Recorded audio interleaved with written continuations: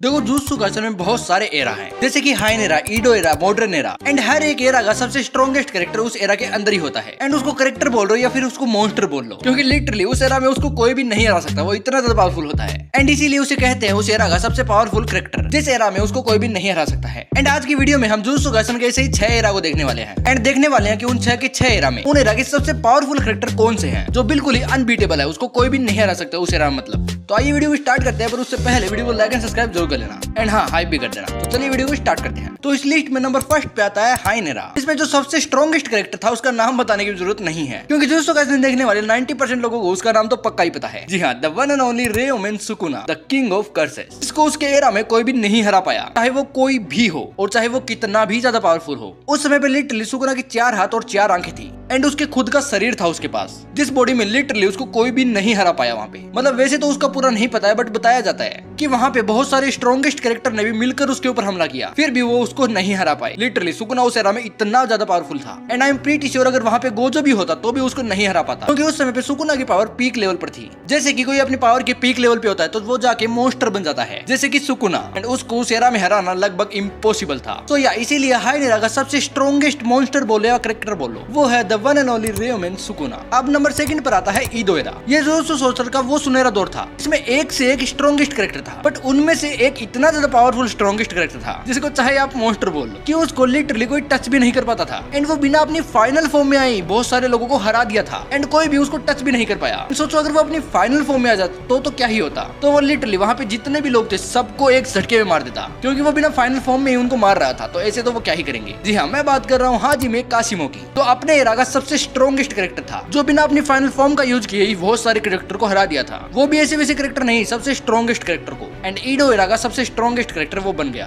तो या ईडो एरा का सबसे स्ट्रॉन्गेस्ट कैरेक्टर है हाजिमे कासिमो। अब नंबर 3 पे आता है प्री गोजो एरा। अब देखो वैसे मुझे नहीं पता जुत्सु काइसेन में इसको एक एरा कहा गया है या नहीं कहा गया है, बट अगर मेरे नजरिए से देखे तो एक एरा ही है ये। एंड ये उस समय की बात है जब गोजो और गेटो दोनों दोस्त हुआ करते थे। मैं उस एरा की बात कर रहा हूँ। एंड उस एरा में भी एक मॉन्स्टर था जिसको स्ट्रॉन्गेस्ट कैरेक्टर उस एरा का कहा जाता है, जिसने लिटरली गोजो तक को मारा था, पूरा नहीं बट मारा था, एंड गेटो को भी अधमरा कर दिया था। मतलब वो दो सबसे स्ट्रॉन्गेस्ट कैरेक्टर जिनकी विनिंग रेट 100% थी, बट उस बंदे के आने की वजह से उनकी विनिंग रेट पूरी ही नीचे गिर गई, एंड उस बंदे ने अकेले ही उन दोनों को मार दिया, पूरा नहीं बट मार दिया। जी हाँ, मैं बात कर रहा हूँ तोजी जेनिन की, फैमिली रिस्ट्रिक्शन का जानवर, जिसने अपने प्राइम में गोजो तक को हरा रखा है। भले ही लास्ट में वो गोजो से ही पिट गया था, बट हाँ उसको मारा तो था। इसीलिए प्री गोजो एरा का सबसे स्ट्रॉन्गेस्ट सोर्सर है तोजी जेनिन। अब नंबर 4 पर आता है मॉडर्न एरा। वो एरा जो अभी चल रहा है फिलहाल में, जिस एरा में जुत्सु काइसेन के सारे सीजन आते हैं, 1st से लेकर 4th तक, जिसमें गोजो और सुकुना की फाइट भी होने वाली है। इस एरा का सबसे स्ट्रॉन्गेस्ट सोर्सर है गोजो सातोरु, जो की ऑफकोर्स अगर नाम नहीं बताता तो भी आपको पता ही है। इस एरा का सबसे स्ट्रॉन्गेस्ट या उसको मॉन्स्टर बोल लो, सबसे पावरफुल कैरेक्टर है गोजो सातोरु, जो लिटरली अनबीटेबल है, एंड कोई भी उसको टच भी नहीं कर सकता है इस एरा में। वो इतना ज्यादा स्ट्रॉन्ग है। भले ही लास्ट में सुकुना ने उसको मार दिया था, बट वो भी मोहोरागा के एडेप्शन करने के बाद। जब तक मोहोरागा उसको अडेप्ट नहीं कर पाया था, लिटरली सुकुना भी पिटता ही जा रहा था, एंड एक टाइम पे तो सुकुना बेहोश भी हो गया था। तो लिटरली गोजो भी इस समय पे बहुत ही ज्यादा स्ट्रॉन्ग है। तो इसीलिए मॉडर्न एरा का सबसे स्ट्रॉन्गेस्ट कैरेक्टर है गोजो सातोरु। अब नंबर 5 पर आता है मोडुलो जुत्सु काइसेन से एलियन एरा। जी हाँ, एलियंस का भी एक एरा था वहाँ पे, जो हमें जुत्सु काइसेन मोडुलो में देखने मिला था। एंड उस एरा में भी एक मॉन्स्टर था, मतलब कि एक कैरेक्टर था जो सबसे पावरफुल था।